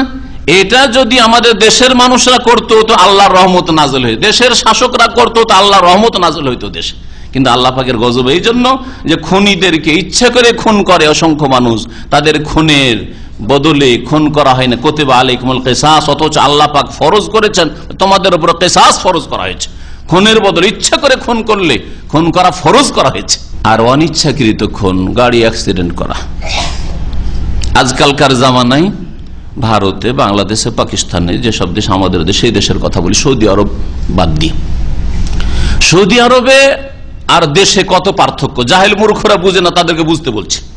সৌদি আরবে আল্লাহ না করে কারো দ্বারা যদি একটা মানুষ অ্যাক্সিডেন্ট হয়ে যায়, মারা যায়, গাড়িতে ধাক্কা খেয়ে মারা গেছে, আপনি সেখানে গাড়ি থামিয়ে দেন, এটা সবচেয়ে কল্যাণকর আপনার জন্য, তাই না? গাড়ি থামিয়ে দেন, গাড়ি নিয়ে পালালে অসুবিধা আছে, পালাইলে অসুবিধা, গাড়ি থামিয়ে দেন, আর যতটুকু আপনার করণীয় করে তাড়াতাড়ি পুলিশ ডাকেন, আপনি গাড়ি থামিয়ে দেন। একটা লোক আপনার গায়ে হাত দেবে, সৌদি আরবে গায়ে হাত দেবে, গাল দেবে, হ্যাঁ, কোন খারাপ ভাষায় গাল দেবে, যে কমিনার লোক তুমি একটা মানুষকে খুন করে দিলে, বলবে? কেউ বলবে না। আর আমাদের দেশে যদি কোন গাড়ি চালক দিয়ে একটা দুর্ঘটনায় অনিচ্ছাকৃত হত্যা হয়ে যায় আর সেখানে থেমে যায়, তো নিশ্চিত বাঁচবে না, ওর গাড়িও বাঁচবে না, ও বাঁচবে না। একবার আমি সফর করছিলাম, কয়েকজন আলেম, আমরা এয়ারপোর্টে যাচ্ছি, আর সেই সময় একটা বকরির বাচ্চা পড়েছে গাড়ির তলায়। সেখানকার এলাকার লোকেরাও সাথে ছিল, তারা বললো যে থামা যাবে না, বাচ্চা বকরির পয়সা দেওয়া কোনো ব্যাপার না, কিন্তু থামা যাবে না, যদি থামেন তো যান বাঁচবে না, মান ইজ্জত বাঁচবে না। এটা 18-20 বছর আগের ঘটনা, এখানে আসার আগের ঘটনা। চিন্তা করেন তাহলে দেশে কি অবস্থা। একটা বকরি মারা গেছে, হইতে পারে এইরকম, ঠিক আছে, 500 টাকা, 1000 টাকা, 5000 টাকা নিয়ে না, কিন্তু জান বাঁচা, মান বাঁচানো বড় মুশকিল। কত বড় জুলম অত্যাচার। তাহলে এই একটা লোক অনিচ্ছাকৃত, তার দ্বারা অ্যাক্সিডেন্ট, একটা লোক মারা গেল, লোকটা যদি থেমে দেয় তো তার জান বাঁচবে না, গণপিটুনিতে পাইকারি লাত জুতা খেয়ে মরে যাবে। অথচ আল্লাহ পাক ও তার রক্তকে হালাল করেনি, তার দ্বারা ভুলবশত খুন হয়ে গেছে, সে রক্তপণ দিয়ে দেবে। একটা লোককে অনিচ্ছাকৃত মারলে তার জন্য 100 উট, 100 উটের মূল্য সেটা দিতে হবে। এটা হচ্ছে দ্বীন ইসলাম, এতে রয়েছে শান্তি, মান ইজ্জত কারো নষ্ট হলো না, সে ইচ্ছা করে মারেনি, ঠিক না? আর আমাদের দেশে যেটা রয়েছে সেটা হচ্ছে ফেরাউনি নীতি। ফেরাউন মুসা আলাইহিস সালামকে মারতে চাইছে, মুসা আলাইহিস সালাম তো ইচ্ছা করে খুন করেন, একটা ঘুষি দিয়েছিল। একটা ঘুষিতে তো মানুষ মরে না, একটা ঘুষিতে একটু ধাক্কা লাগতে পারে, একটু কষ্ট হইতে পারে, কিন্তু কোনদিন সাধারণত মারা যায় না। লোকটি মারা গেছে, তাই এটা কাতলে খাতা, এতে রক্তপণ চাইতে পারে, কিন্তু ধরো একে, কোথায় আছে মুসাকে, ধরো। জান বাঁচাবার জন্য তিনি পালিয়েছেন, তাহলে এইরকম পালানো জায়েজ আছে। আর একটা মাসলা এই আয়াত থেকে জানতে পারলেন, এইরকম জালেম সরকারের জুলম অত্যাচার থেকে বাঁচার জন্য পালায়ন করা কোরআনের নির্দেশ। মুসা আলাইহিস সালাম পালায়ন করেছে, কারণ মুসা আলাইহিস সালাম হত্যার যোগ্য না, তিনি ইচ্ছা করে মারেননি যে তাকে হত্যা করা যাবে। আর জানছেন এই জালেম আমাকে হত্যা করে দিবে, বুঝবে না যে আমার দ্বারা এটা একটা ঘুষিতে মরেছে, ভুলবশত মরুক, আর ইচ্ছা করবো না, আমাকে মারবে, সুতরাং পালাইতে হবে। তাহলে এইরকম যদি কারো পরিস্থিতি হয় যে আমি এইরকম অপরাধী নই, আসামি নই, তারপর আমাকে আসামি বানানো হয়েছে, তাহলে আপনি পালাতে পারেন। কিন্তু আপনি চোর, আপনি ডাকাত, আপনি খুনি, তাহলে আপনার জন্য পালানো জায়েজ নাই। ইচ্ছা করে খুন করেছেন আর পালিয়ে যাবেন, পালানো জায়েজ নাই। তাহলে আপনাকে সরকারের হাতে গিয়ে নিজেকে ন্যস্ত করে দিতে হবে, ধরা নিজে থেকে দিতে হবে যে আমি খুন করেছি, সুতরাং আল্লাহর বিচার যা হয় আমার ওপর আপনি বাস্তবায়ন করেন, আপনারা বাস্তবায়ন করেন। তাহলে এই যে একজন মানুষ ইচ্ছা করে খুন করেনি, তারপরও তার আশঙ্কা যে আখাফাইয়াক্তুল, আমাকে খুন করে দেবে, ফেরাউনের চরিত্র যেটা আমাদের দেশে আছে, দুর্ঘটনা করে দিলে আর জান বাঁচবে না, এটা ফেরাউনি বিধান। আর দ্বীন ইসলামের বিধান হচ্ছে যে ঠিক আছে, সেই লোকটাকে ধরে নিয়ে যাক দেশের প্রশাসন, আর তারপরে তার ইসলামিক যে বিধান রয়েছে, রক্তপণ দেবে, তারপরে জেল থেকে বেরোবে। তারপরে মুসা আলাইহিস সালাম দ্বারা যে খুন হয়েছে, মুসা আলাইহিস সালাম এটি গুনাহ না, কারণ ইচ্ছা করে তিনি মারেননি। দুইজনে মারামারি করছে, আর ওই যে খুন হয়েছে সেই লোকটি বেশি জালেম ছিল, সুতরাং একটা ঘুষি দিয়ে তাকে দূর করান, আর তাদের ঝগড়া বিবাদটা মিটিয়ে দেওয়া উদ্দেশ্য ছিল, মীমাংসা উদ্দেশ্য ছিল, তাকে আঘাত করা উদ্দেশ্য ছিল না, আর মেরে দেওয়া উদ্দেশ্য ছিল না। সুতরাং নবী মুসা আলাইহিস সালাম খুনিও ইচ্ছা করেও খুনি না, আর অনিচ্ছাকৃত খুনি না, তিনি তার দ্বারা হয়ে গেছে, এটা যেমন দুর্ঘটনা হয়ে থাকে। আল্লাহ পাক রব্বুল আলামিন বলছেন, ফাতিয়া ফিরাউন, যাও তোমরা ফিরাউনের কাছে যাও দুজনে, ফাকুলা, আর দুজনে গিয়ে বলো, ইন্না রাসূল রাব্বিল আলামিন, আমরা নিঃসন্দেহে বিশ্বজাহানের প্রতিপালকের পক্ষ থেকে দূত রাসূল হয়ে এসেছি। আন আরসিল মানা বনি ইসরাইল, এই পয়গাম নিয়ে এসেছি যে আপনি তো ঈমান নিয়ে আসবেন সেই দাওয়াত তো দিয়েছেন, আসছে রব্বুল আলামিনের কথা, রব্বুল আলামিনের দাওয়াত দেওয়া। কিন্তু তার সাথে সাথে বনি ইসরাইলকে যে দীর্ঘদিন ধরে তাফসীরকাররা বলেছেন যে প্রায় 400 বছর ধরে বনি ইসরাইলদেরকে গোলাম বানিয়ে রেখেছিল, বনি ইসরাইলদেরকে গোলাম বানিয়ে রেখেছিল। আর কষ্টের কাজগুলি বনি ইসরাইলদেরকে দিয়ে এক কিপ্তিরা ফেরাউনের বংশধর নিত। এ বনি ইসরাইলকে আমার সাথে পাঠিয়ে দেন। কোথায় পাঠিয়ে দেন? বনি ইসরাইলদের আসল দেশ হচ্ছে শাম, প্যালেস্টাইন, ফিলিস্তিন, বৃহৎ শাম। আর শামের মধ্যে সবচেয়ে মোবারক এলাকা হচ্ছে ফিলিস্তিন, প্যালেস্টাইন। তা আমি এদেরকে নিয়ে ফিলিস্তিনে চলে যাব, শাম দেশে চলে যাব, আমার সাথে এদেরকে পাঠিয়ে দেন। এই মেসরে আর এদেরকে নিয়ে থাকবো না, আর এরা আপনার জুলমের শিকার হবে না, ছেড়ে দেন এদেরকে। তখন ফিরআউন বলল, আলাম নুরাব্বিকা ফিনা ওয়ালিদান, হে মূসা, তোমাকে শৈশবে বাল্য জীবনে কি আমরা লালন পালন করিনি? ওয়ালাবিস্তা ফিনা মিন উমরিকা সিনিন, আর তোমার বয়সের বেশ অনেক বছর আমাদের মাঝে তুমি অবস্থান করনি? আমাদের বাড়িতে মানুষ হলে, আমাদের বাড়িতে খেলে, আমাদের রাজপ্রাসাদে মানুষ হলে, আর তারপরে আজকে তুমি সব কথা বলতে এসছো? আমাদের বাড়িতে মানুষে আমাদেরকে তুমি শিখাতে এসছো, পাঠ পড়াতে এসছো। আমাদের মাঝে তুমি বেশ কয়েক বছর থাকলে। সেনিন, কত বছর ছিলেন মুসা আলাইহিস সালাম ফেরাউনের বাড়িতে মিশরে, আর ফেরাউনের খরচ খরচায় লালিত পালিত হয়েছেন? এই সম্পর্কে তাফসীরকারদের দ্বিমত রয়েছে। কেউ বলেছেন যে 18-19 বছর, কেউ বলেছেন যে 30 বছর, কেউ বলেছেন 40 বছর। তবে 30 বছরের কথাটাই বেশি ঠিক। 30 বছর থেকেছেন বাল্যজীবন থেকে নিয়ে মুসা আলাইহিস সালাম কোথায়? মিশরে। আর তারপরে মাদিয়ানে চলে গিয়ে ওখানে বিবাহের মহারানা শুরু, 10 বছর চাকর খাটলেন, আর তারপরে বিবে নিয়ে ফেললেন, বয়স হলো 40 বছর। আর সাধারণত আম্বিয়া রসুলগণকে 40 বছর বয়সেই নবুয়াত রিসালাত দেওয়া হয়।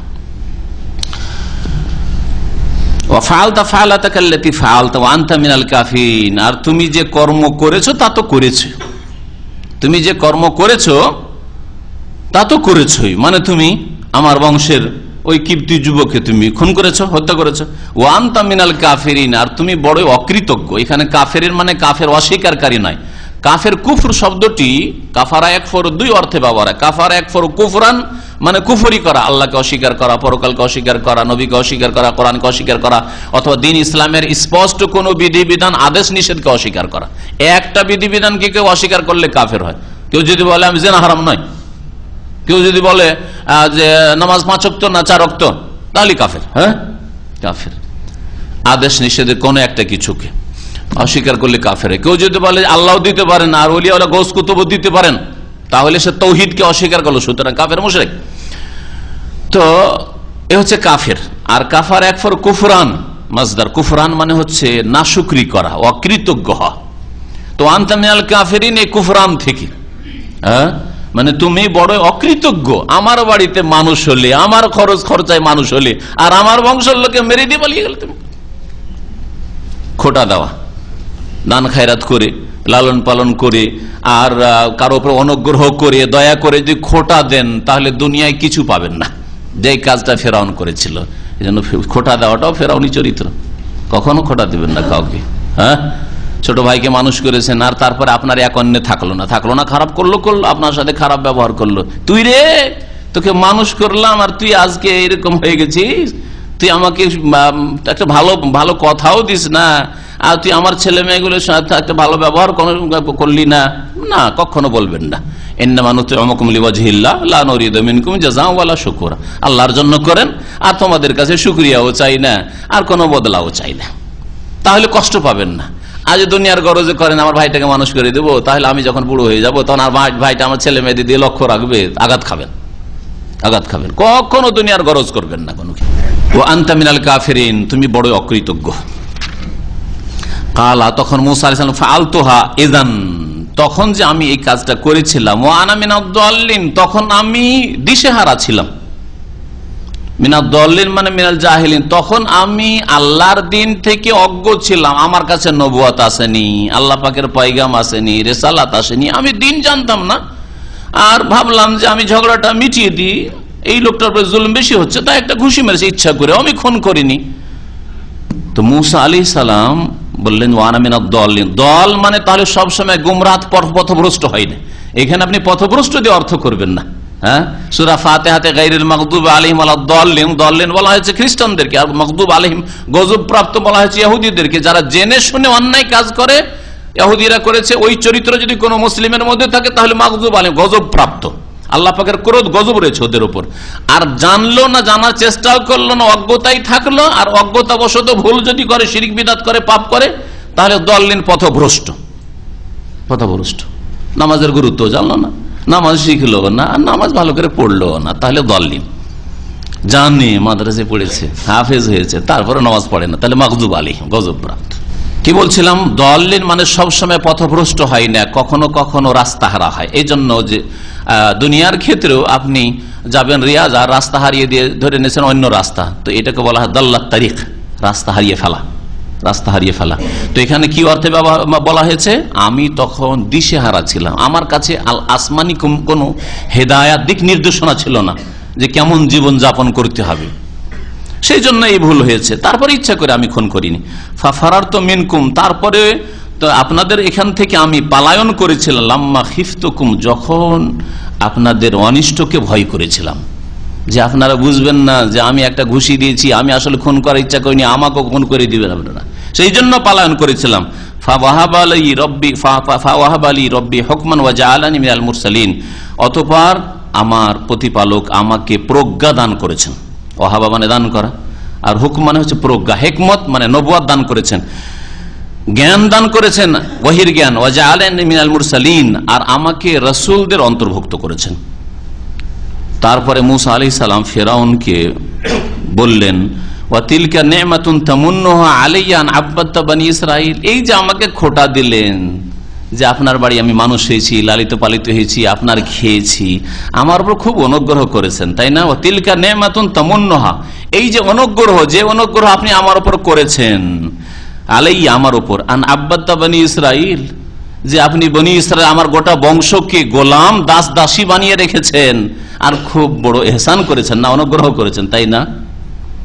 কি বলতে চাইলেন মুসা আলাইহিস সালাম, যে আমি একজন মুসা, আল্লাহ পাকের ইচ্ছা আপনার বাড়িতে লালিত পালিত হয়েছে, আমার উপর খরচ খরচা করেছেন, আমার লালন পালন করেছেন, আমার বংশে লাখ লাখ মানুষ আছে, যাদের সংখ্যা প্রায় বলা হচ্ছে যখন তারা বেরিয়ে আসে বনি ইসরাইল, এই বনি ইসরাইলদের সংখ্যা ছিল 6 লক্ষের মতো, তাফসীরকার 6 লাখ মানুষ, 6 লাখ নারী পুরুষকে গোলাম বানিয়ে রেখেছেন, আর 6 লাখের মধ্যে একটা মুসা বনি ইসরাইলদের, ইসরাইল গোত্রের, তাকে শুধু লালন পালন করে এত বড় খোটা দেন যে খুব অনুগ্রহ করেছেন, তাই না? আপনার খুব অবদান আছে আমার উপর, আমার উপর অবদান যে আমার গোটা জাতিকে আপনি গোলাম দাস বানিয়ে রেখেছেন। কালা ফিরআউন, তখন ফিরআউন বলল, আমার রব্বুল আলামিন, তুমি যে বললে একটু আগে রব্বুল আলামিন, হ্যাঁ, কারণ একটু আগে দাওয়াত দিয়েছেন, তাই না? এর আগে দেখেন, ফাকুলা ইন্না রাসূল রব্বুল আলামিন, আল্লাহ পাক বললেন যে যাও ফিরআউনকে গিয়ে বলো যে আমরা রব্বুল আলামিনের পক্ষ থেকে দূত হয়ে এসেছি। রব্বুল আলামিন তো মানতে রাজি না, ফিরআউন বলতো যে আমি রব্বুল আলামিন, আমি রব, আমি প্রভু, আমি প্রতিপালক, আমি পালনকারী। জিজ্ঞেস করলো ফিরআউন, আমার রব্বুল আলামিন, তুমি রব্বুল আলামিন বলতে কাকে বুঝাইতে চাইছো? আমার ছাড়া আর কাউকে বলছো নাকি? আমার রব্বুল আলামিন, রব্বুল আলামিন আবার কি জিনিস? কালা, তখন মুসা আলাইহিস সালাম বলছেন, রব্বুস সামাওয়াতি ওয়াল আরদ, যিনি আকাশসমূহ আর পৃথিবীর প্রতিপালক, আসমান জমিনের প্রভু, ওমা বাইনাহুমা, এবং আসমান জমিনের মাঝে যা কিছু রয়েছে সব কিছুর যিনি মালিক। ইন কুনতুম মুকিনিন, যদি আপনারা ইয়াকিন করেন, বিশ্বাস করেন, তাহলে তিনি আসলে রব, আপনি রব না।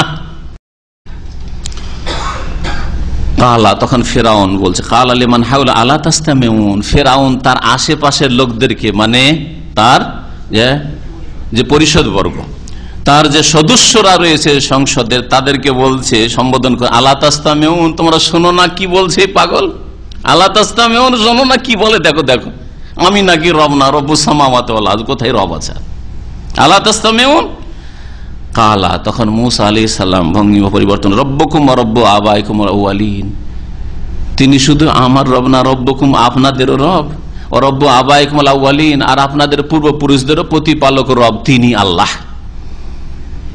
কালা, তখন ফেরাউন বলছে ইন্না রাসূলাকুম আল্লাযী উরসিলা ইলাইকুম লামাজনুন। এখন ঠাট্টা মজাক করা শুরু করলো। আর ইসলামের শত্রুরা আম্বিয়া রসুলগণের সাথে আর আম্বিয়া রসুলগণের অনুসারী দায়ীদের সাথে এইরকমই করে। প্রথমখানে যদি আপনি দুর্বল হন আপনার গ্রামে আর তৌহিদ সুন্নতের দাওয়াত নিয়ে গেছেন, তো আপনাকে হেয় প্রতিপন্ন করবে, ঠাট্টা মজাক করে উড়িয়ে দেবে।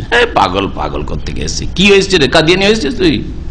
হ্যাঁ, কি রে তুই, কি হয়েছিস তুই? ঠাট্টা মজাক করে উড়িয়ে দেবে। ও ভাবছে যে ঠাট্টা মজাক করলে ও বাড়ি থেকে লুকিয়ে যাবে, লজ্জায় লুকিয়ে যাবে, আর বলবে না কথা। প্রথমে এইভাবে চেষ্টা করে। যত বাতিল শক্তি দেখবেন, নবী সাল্লাল্লাহু আলাইহি ওয়াসাল্লামের সিরাত পড়েন আর মুসা আলাইহিস সালামের জীবনী সিরাত পড়েন, একই রকম অবস্থা দেখবেন। এখন কি বলছে ফেরাউন? বলছে ইন্না রাসূলাকুম, দেখো তোমাদের রাসূল, তোমাদের রাসূল আল্লাযী উরসিলা ইলাইকুম, তোমাদের উদ্দেশ্যে নাকি পাঠানো হয়েছে। লামাজনুন, এই তো পাগল গো, লামাজনুন, এই তো পাগল। অথচ ভালো করে জানছে মুসা আলাইহিস সালাম কথা বলছে, এটা পাগলের কথা, কথা শুনছে, বুঝছে, তো পাগল আবার নাকি? হ্যাঁ, ও জানছে যে পাগল নয়, তারপরে পাগল বলছে হেউ প্রতিপন্ন করার জন্য। বাতিল শক্তি এরকম করে, যা জেনে শুনে ভুল কথা, অন্যায় কথা, মিথ্যা কথা ছড়ায় লোকজনকে বোকা বানাবার জন্য। আল্লাহ পাক ফেরাউন সম্পর্কে একটি আয়াতে এই কথা বলে, ফাস্তাখাফা কওমাহু ফাতাউ, এই ফেরাউন তার জাতিকে বেকুব বানিয়েছিল। ফাস্তাখাফা কওমাহু, তাদের জাতিকে একেবারে বোকা বানিয়েছিল, যার ফলে এই বেকুবেরা অন্ধভাবে অনুসরণ করেছিল। না হলে একটু চোখ খুলে দেখলে বুঝতে পারতো যে কথাগুলি তো সব মিথ্যা বলছে, এগুলি তো অন্যায় কথা, ভুল কথা বলছে, এসব তথ্য তো ঠিক না মুসা আলাইহিস সালাম সম্পর্কে। আল্লাহ পাক রব্বুল আলামিন ইরশাদ করছেন যে মুসা আলাইহিস সালাম তখন বললেন, কালা রব্বুল মাশরিকি ওয়াল মাগরিব, যেই রবের কথা বলছি সেই রব ফেরাউন তুমি না, সেই রব হচ্ছেন মাশরিক আর মাগরিবের রব, পূর্বের মালিক বা পশ্চিমের মালিক। পূর্ব দিক থেকে সূর্য ওঠান আর পশ্চিম দিকে গিয়ে সূর্য অস্তমিত করেন, রব্বুল মাশরিক ওয়াল মাগরিব, তিনি সবকিছুর মালিক। ওমা বাইনাহুমা, আর যা কিছু পূর্ব পশ্চিমের মাঝে রয়েছে সবকিছুর মালিক তিনি আল্লাহ। ইন কুনতুম তাকিলুন, যদি তোমরা বুঝার চেষ্টা করো। হে ফেরাউন, হে ফেরাউনের অনুসারীরা, যদি আপনারা বুঝার চেষ্টা করেন। কালা, এখন ফেরাউন দেখলো যে না, ঠাট্টা মজাক করে হইল না, একে হেয় প্রতিপন্ন করে হইল না, এখন একে ধমক দেওয়া শুরু করতে হবে, ধমক। তার আগে আর একটা অস্ত্র ব্যবহার করে অনেক জালেমরা, হ্যাঁ, অনেক বাতিলপন্থীরা, আল্লাহদ্রোহীরা, আম্বিয়া রসুলগণের শত্রুরা, সেটা হচ্ছে প্রলোভন দেওয়া। নবী সাল্লাল্লাহু আলাইহি ওয়াসাল্লামকে যেমন প্রলোভন দিয়েছে মক্কার মুশরিকেরা, কি চাও, রাজত্ব চাও, সুশ্রী রমণী চাও, নাকি ধন সম্পদ চাও, সব দেব। তাহলে তো রাজত্ব তো নবী সাল্লাল্লাহু আলাইহি ওয়াসাল্লাম মক্কাতেই পাচ্ছিলেন। যদি ওইটাই যদি একামতের দিনের অর্থ হইতো, ওইটাই যদি টার্গেট হইতো ইসলামের, তো মক্কাতেই পাচ্ছিলেন। খামাখাই হিজরত করে আসারই বা কি প্রয়োজন, আর বদর ওহদ করারই কি প্রয়োজন, হুদায়বিয়ার সন্ধি বা কি করার প্রয়োজন, আর মক্কা বিজয়ের জন্য যাওয়ারই কি প্রয়োজন? ওখানেই তো প্রথম তার অফার করেছিল, করেনি? এটাও বুঝে আসে না। বোঝা গেল যে একামতের দিন মানে তৌহিদ প্রতিষ্ঠা করা, একামতের দিন মানে নামাজ প্রতিষ্ঠা করা, একামতের দিন মানে জীবনের সবকিছুই, যত বিধিবিধানের সবকিছু প্রতিষ্ঠা করে। একামতের দিন মানে ওইটা দখল করতে হবে। আর এটা একটা বড় কিন্তু লোভ লালসা। আখেরাতের কথা বলেন, মানুষ উৎসাহিত হবে না, অধিকাংশ মানুষ উৎসাহিত হবে না। আখেরাত, আখেরাত, নামাজ পড়লে এই পাবো, তাওহীদ শিরক বিদআত ছাড়লে এই পাবো, তাওহীদ কায়েম করলে এই পাবো। দুনিয়ার কি পাবো? আমার ছেলে মেয়েরা বিদেশে পড়ার সুযোগ পাবে না, পাবে না, হ্যাঁ, কোটিপতি হবো না, হবে না, কিচ্ছু নাই ওগুলো, তাই না? ওগুলো কিচ্ছু নাই। কিন্তু যদি একামতের দিন মানে রাষ্ট্রীয় ক্ষমতা দখল করা হয়, তাহলে হ্যাঁ, ওগুলো তো পাবো। আমাদের মন্ত্রী মিনিস্টার হবে, আমাদের সব নেতারা আমাদের হবে, সুতরাং সব বেনিফিটগুলো আমরা পাবো, তাই না? এই জন্য দলভারী হওয়া সহজ, দলভারী হওয়া সহজ। এটা ইসলামের ব্যাখ্যা না, এটা ইসলামের অপব্যাখ্যা যারাই করেছে আল্লাহ পাক। ফেরাউন বলতে শুরু করলো, কালা লাইন ইত্তাখাযতা ইলাহান গায়রি লাআজআলান্নাকা মিনাল মাসজুনিন। মুসা আলাইহিস সালামের কথা শুনে ফেরাউন ভালো করে বুঝতে পেরেছে যে আমাকে রব স্বীকার মুসা করে না। সুতরাং এখন একে ঠাট্টা মজাক করেও হইল না, হেয় প্রতিপন্ন করেও হইল না, ধমক দেওয়া, শাসন। লাইন ইত্তাখাযতা ইলাহান গায়রি, আমার ছাড়াও যদি অন্য কোন উপাস্য ইলাহ তুমি সাব্যস্ত করো যে আরো কেউ আছে, লাআজআলান্নাকা মিনাল মাসজুনিন, তাহলে অবশ্যই অবশ্যই তোমাকে কারাগারে নিক্ষেপ করব, কারাগারে নিক্ষেপ করবো, জেলে তোমাকে বন্ধ করে দিব, জীবনে তুমি সূর্যের মুখ দেখবে না। জালেম শাসকদের কথা এইরকম, এমন অন্ধকারে ঢুকেই দেবো, জীবনে তুমি সূর্যের মুখ দেখবে না, অন্ধকারে থাকতে হবে, জীবনে তুমি সূর্যের তাপ পাবে না, জীবনে ছেলে মেয়েদের সাথে দেখা করতে পাবে না। যে জালেমদের এগুলি হচ্ছে ধমক। মুসা আলাইহিস সালামকে এই ধমক দিয়েছিল ফেরাউন। কালা, মুসা আলাইহিস সালাম একটু নম্রতা অবলম্বন করলেন, যে দেখি একে নরম করা যায় কিনা, শক্ত হয়ে গেছে। তাহলে এখান থেকে দাওয়াতের ময়দানে হেকমত শিখেন। যখন দেখবেন যে আপনার বিরোধী যাকে দাওয়াত দিচ্ছেন সে শক্ত হয়ে গেছে, একটু নরম হয়ে যান আপনি। দুই দিক থেকে শক্ত হয়ে গেলে কিন্তু চূড়ান্ত একটা ফয়সালা ভেঙে যাবে, হ্যাঁ, সমাধান হবে না। কিন্তু যখন সে শক্ত হয়ে গেছে আপনি একটু নরম হয়ে যান। এই কথাই শিখিয়েছেন মুসা আলাইহিস সালাম তার দাওয়াত দিয়ে। কি দেখেন ভঙ্গিমাটা কত সুন্দর। বলছেন মুসা আলাইহিস সালাম, কাল আওয়ালাও যেহেতু বেশাই মুবিন, আপনি আমাকে কারাগারে নিক্ষেপ করবেন আর আমার উপর জুলম অত্যাচার করবেন, যদিও আপনার কাছে কোনো স্পষ্ট কিছু নিয়ে আসি।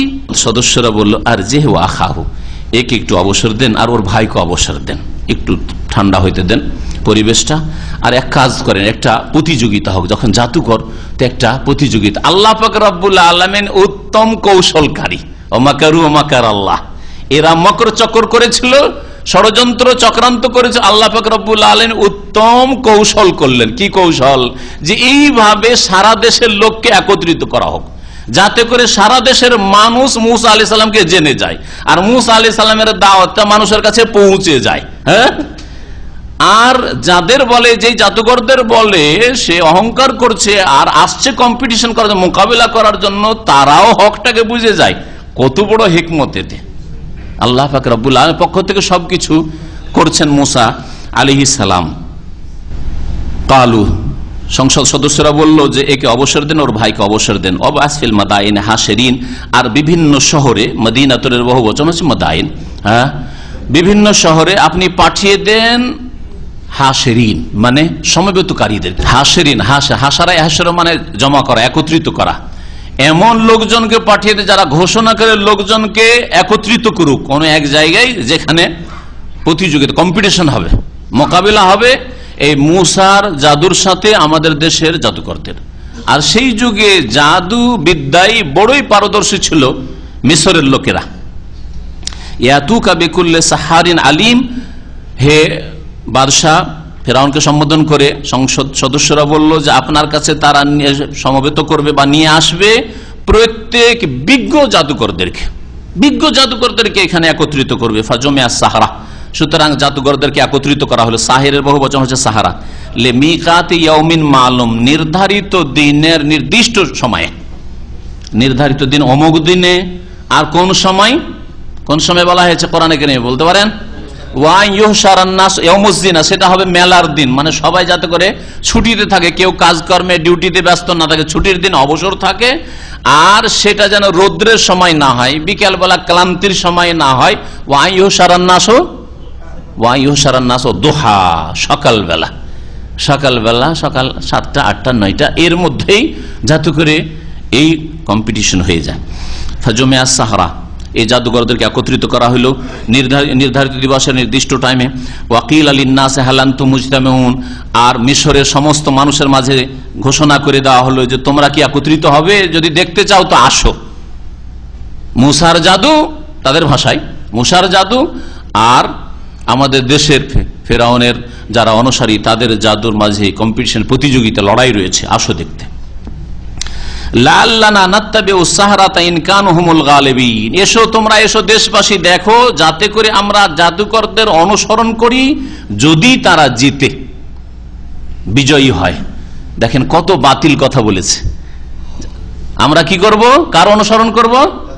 জাদুকরের অনুসরণ করব। তাহলে আগে থেকে গোঁড়ামি মগজে নিয়ে আছে যে অনুসরণ কার করব? ফেরাউনের দলে আছে জাদুকর, জাদুকরদের অনুসরণ করব।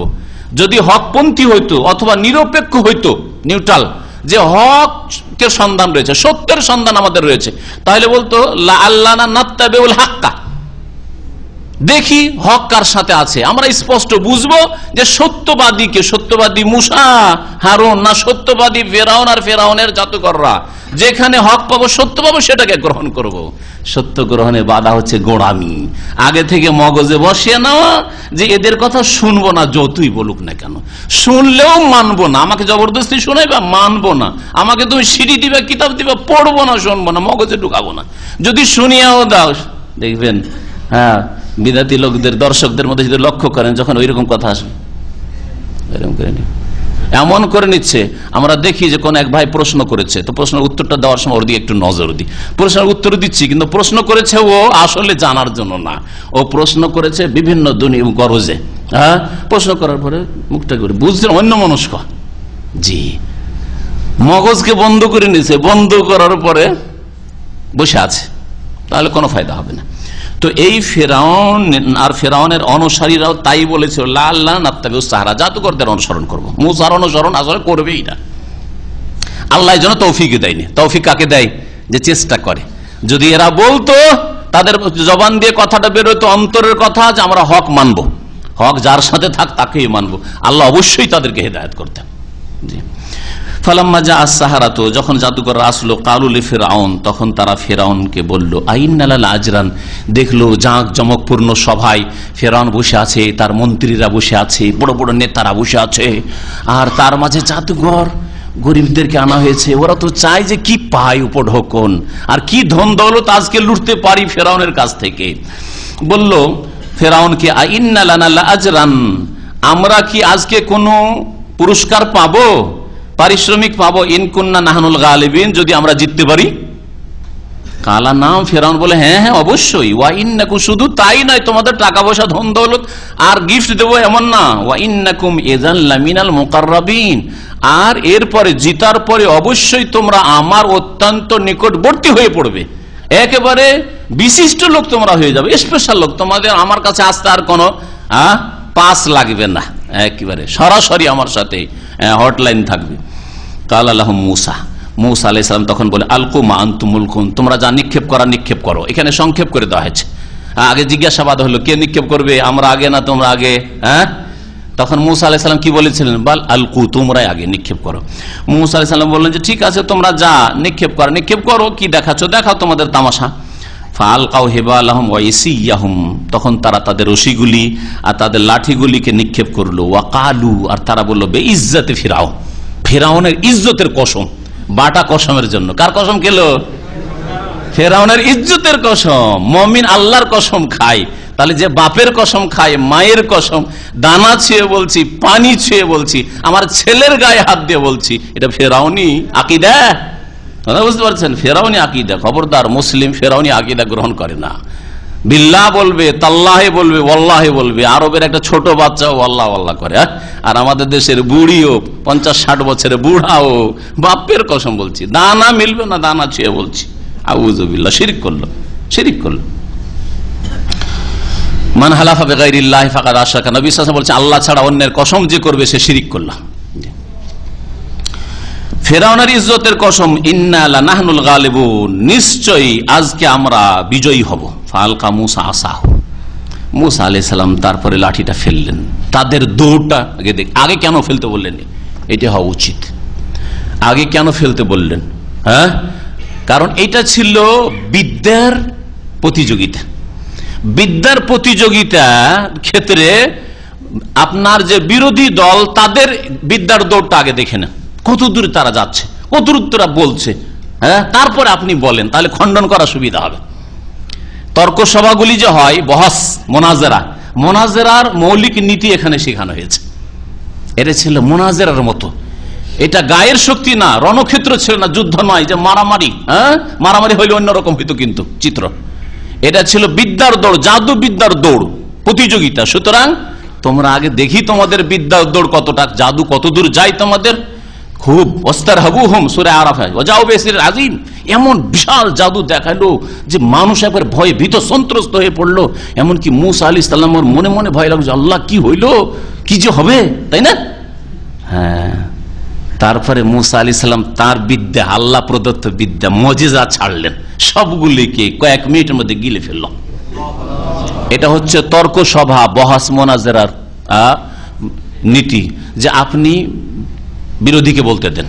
কাফের মুশরিকের সাথে যদি হয়, নাস্তিকের সাথে হয়, ইহুদি খ্রিস্টানের সাথে বহাস হয়, মুশরিকের সাথে হয়, কবর পূজারীর সাথে হয়, যার সাথে হোক না কেন, আগে ওদের বলতে দেন, বলে নিক, তারপরে তখন এক এক করে খণ্ডন করে ঠান্ডা মেজাজে, তাহলে জিততে পারবেন। পক্ষান্তরে যুদ্ধের ময়দানে আগে তোমরা নেমে যাও, এই কথা কখনো না। জিহাদের ময়দানে আগে মুসলিমকে নামতে হবে। আগেই যদি ওরা নেমে যায় তো না, আপনারা বসে আছেন, হাত পা গুটিয়ে বসে আছেন, এখনো প্রস্তুত হননি, তাহলে এই যুদ্ধে জিহাদের চিত্র পাল্টে যেতে পারে, হেরে যেতে পারে। এই জন্য না, আগেই নামতে হবে, আগে নেমে বাহাদুরি দেখাতে হবে, যাতে করে তাদের মনোবল ভেঙে পড়ে। মুসলিম মুজাহিদিনকে যখন দেখবে, তাদের মনোবল যাতে করে ভেঙে পড়ে।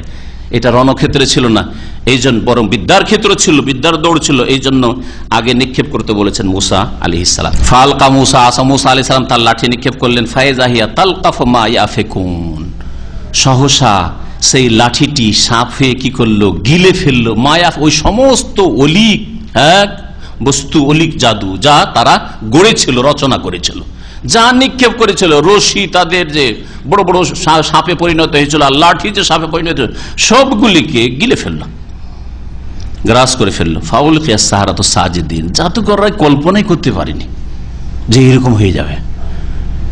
এতে বুঝতে পারলো যে না, এর চেয়ে বড় জাদু আর কিছু হতে পারে না, তার মানে মুসা জাদুকর না, বিশ্বাস হয়ে গেল। তখন তারা সেজদায় অবনত হইল, সেজদায় লুটিয়ে পড়লো। ওয়াকালু, তারা বললো আমান্না বিরব্বিল আলামিন, বিশ্বজাহানের রবের ওপর আমরা বিশ্বাস করলাম, ঈমান নিয়ে আসলাম। এতে সম্ভাবনা আছে যে রব্বুল আলামিন মানে হয়তো ফেরাউনকে বুঝাইছে নাকি। তখন জাদুকররা স্পষ্ট করে দিল, না, ফেরাউনকে বুঝাইনি, ফেরাউনের উপর ঈমান নিয়ে আসছি না, রব্বে মুসা ওয়া হারুন, ওই রবের ওপর ঈমান নিয়ে আসছি যিনি মুসা এবং হারুনের রব। কাল আমানতুম লাহু, এখন তো ফেরাউন বড়ই বিব্রত, পেরেশান হয়ে গেল, হইল কি? আরে হইল কি? কালা বল আমানতুম লাহু, আরে মুসার প্রতি তোমরা ঈমান নিয়ে আসলে, বিশ্বাস করলে, কাবলা আন আযানা লাকুম, তোমাদের অনুমতি দেওয়ার আগেই, ইন্নাহু লাকাবীরুকুমুল্লাযী আল্লামাকুমুস সিহর, এ তো তোমাদের বড় গুরু, আল্লাযী আল্লামাকুমুস সিহর, যে তোমাদেরকে জাদু শিখিয়েছে না। অথচ ডাহা মিথ্যা নিজেও ফেরাউন ভালো করে জানছে যে মুসার সাথে এই জাদুঘরদের এর আগে কখনো সাক্ষাৎই হয়নি, তো ওস্তাদি বা কি করে হলো, আর শিখাইলো বা কি করে, বলুন তো দেখি। জানছে না যে এই সব জাদুঘরদের সাথে মুসার দেখাই বা কোথায় হইলো, যে ওস্তাদ হয়ে গেলেন মুসা আলাইহিস সালাম। তাহলে এই হচ্ছে বোকা বানানো জাতিকে। জালেমরা এইভাবে বোকা বানায়, আল্লাহদ্রোহীরা এইভাবে মানব জাতিকে বোকা বানায়। ফালা সাউফা তা'লামুন, শীঘ্রই তোমরা জানতে পারবে এর সাদ কি, শাস্তি দিয়ে। লাউ কাত্তা'না আইদিয়াকুম আরজুলাকুম মিন খিলাফ, অবশ্যই তোমাদের হাত পাগুলিকে উল্টো পাল্টা করে কেটে ফেলবো। তার মানে ডান হাত কাটলে বাম পা কাটবো, আর বাম হাত কাটলে ডান পা কাটবো, এইভাবে উল্টো করে কাটবো। ওয়ালা উসাল্লিবান্নাকুম আজমাইন, আর তোমাদের সকলকে আমি শুলে চড়িয়ে দেব। কালু, তখন এই জাদুকররা বললো যে অসুবিধা নেই, লাদাইরা, কোনো ক্ষতি নেই। লাদাইরা মানে লাদারারা, দারার আর দাইর একই অর্থ, শব্দ আলাদা। কোনো ক্ষতি নেই, কোনো অসুবিধা নেই। ইন্না ইলা রব্বিনা মুনকালিবু, নিঃসন্দেহে আমরা আমাদের প্রতিপালকের কাছেই ফিরে যাব। তুমি আমাদেরকে খুন করে দিবে, শুলে চড়াবে, তো কি হবে? আমরা আল্লাহর কাছে পৌঁছিব, তো আল্লাহর কাছে তাড়াতাড়ি পৌঁছিলাম, ভালোই তো হইলো। বিলম্ব হচ্ছে, দেরি হচ্ছে আল্লাহর কাছে যেতে, বালা মুসিবত, দুনিয়ার কত ঝুঁকি, টেনশন, আর কত রকমের বিপদ আপদ, সব থেকে মুক্ত হয়ে জলদি আল্লাহর কাছে পৌঁছে গেলাম। ঈমানদার মানুষ এইরকম ইয়াকিন বিশ্বাস রাখবে। সুতরাং কোথাও জানের ঝুঁকি হলে পরোয়া করবে না। আরে আলহামদুলিল্লাহ, ভালোই তো, আরে তাড়াতাড়ি আল্লাহর কাছে পৌঁছে দিল, আমি তো চাইছিলাম যে আল্লাহর কাছে যাব, এইরকম মন মেজাজ তৈরি করেন, আমি তো প্রস্তুত আছি আল্লাহর কাছে যাওয়ার জন্য। ইন্না নাতমা ইয়াগফির লানা রাব্বুনা খাতায়ানা আন কুননা আউওয়ালাল মুমিনিন, আমরা আশা করি যে আমাদের প্রতিপালক আমাদের ভুল ভ্রান্তি গুনাহ খাতা মাফ করে দেবেন। আন কুননা আউওয়ালাল মুমিনিন, যে আমরা প্রথম ঈমানদার হয়েছি। অথচ মুসা আলাইহিস সালাম, হারুন আর বনি ইসরাঈলরা মুমিন ছিলেন। কি বুঝেছেন এর থেকে? বুঝিয়েছেন যে কিবতীদের মধ্যে, ফেরাউনের বংশধরদের মধ্য থেকে আমরা প্রথম ঈমান নিয়ে এসেছি, আর কেউ ঈমান নিয়ে আসেনি। আল্লাহ সর্বপ্রথম আমরা ঈমান নিয়ে এসেছি এই কিবতী বংশ থেকে, ফেরাউনের বংশ থেকে, সুতরাং আমাদেরকে তুমি মাফ করে দাও। ওয়া আওহাইনা ইলা মুসা, আল্লাহ পাক বলেন মুসা আলাইহিস সালামকে আমি ওহী করলাম, আন আসরি বিইবাদি, আমার বান্দা বনি ইসরাইলদেরকে নিয়ে রাতারাতি তুমি বেরিয়ে পড়ো। আসরা ইসরা মানে রাত, নৈশ ভ্রমণ, রাত্রের সফর। ইন্নাকুম মুত্তাবাউন, কারণ তোমাদের পিছু করা হবে, তোমাদের পিছে ধাওয়া করা হবে।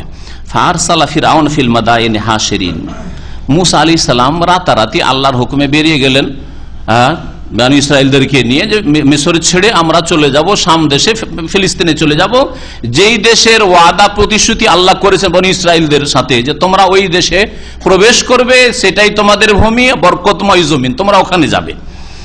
তো এই উদ্দেশ্যে রাতারাতি বেরিয়ে পড়লেন আল্লাহর নির্দেশে। ফেরাউন জানতে পারলো যে এরা তো আমার হাতছাড়া হয়ে যাবে, এদেরকে তো শাস্তি দেওয়া হইল না, ধরো এদেরকে। ফারসালা ফিরআউন ফিল মাদাইনি হাশিরিন, ফেরাউন তখন বিভিন্ন শহরে সমবেতকারীকে পাঠিয়ে দিলেন, যাও সব সেনাবাহিনী আসো, যেখানে যে সেনাবাহিনী আছে সবগুলিকে জমা করো। ইন্না হাওলা লাশিরদিমাতুন কালিলুন, আর ঘোষণা করলো যে এই দলটি হচ্ছে বড়ই ক্ষুদ্র একটি দল। এবং ইসরাইল হচ্ছে সিরজেমা মানে তায়েফা জামাত, আর কালিলুন মানে তো অল্প, এই হচ্ছে খুব সংখ্যালঘু একটি দল। এটাও মানুষকে বোকা বানার জন্য বলেছে, না হলে এদের সংখ্যা ছিল 6 লক্ষের বেশি, যেমন তাফসীরকাররা বলেছেন, আল্লাহু আলাম।